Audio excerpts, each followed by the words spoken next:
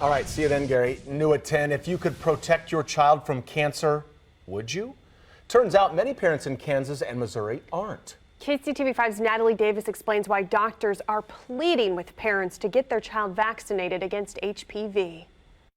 A vaccine for cancer. It sounds like a no-brainer, but according to the CDC, Kansas ranks 48th out of all 50 states with one of the lowest HPV vaccination rates in the country.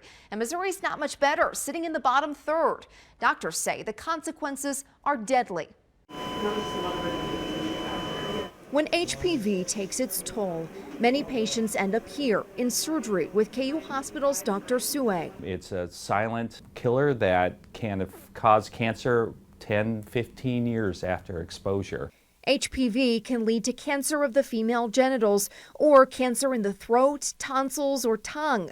Hard to detect and hard to treat. The hit you take, your body takes from radiation, or in some cases chemotherapy, is lifelong afterwards.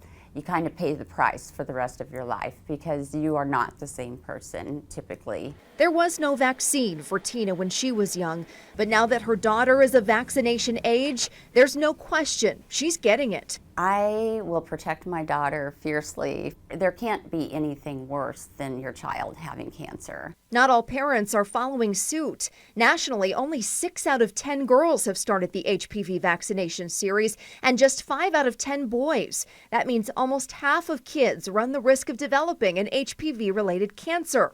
Dr. Sue says both parents and pediatricians need to be reminded just how important this vaccine really is. Pediatricians aren't seeing this disease. It's being seen by head and neck surgeons later in life. He urges parents not to believe the myth that vaccines can cause death or disability, or that this particular vaccine gives your child permission to have sex.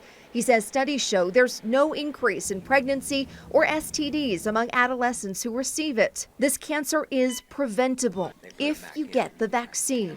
Gosh, if you can get anybody a vaccination against that particular cancer, oh man, I would do it. I would do it in a heartbeat for, if I had the opportunity to have this not happen, I certainly would have.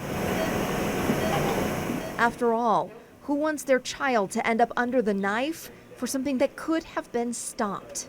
One more challenge related to this vaccine, you have to get 3 doses over a 6-month period. That's 3 separate visits to the doctor. The FDA recently approved a 2-dose regimen, which doctors hope will lead to an increase in the number of adolescents who get fully vaccinated. Natalie Davis, KCTV5.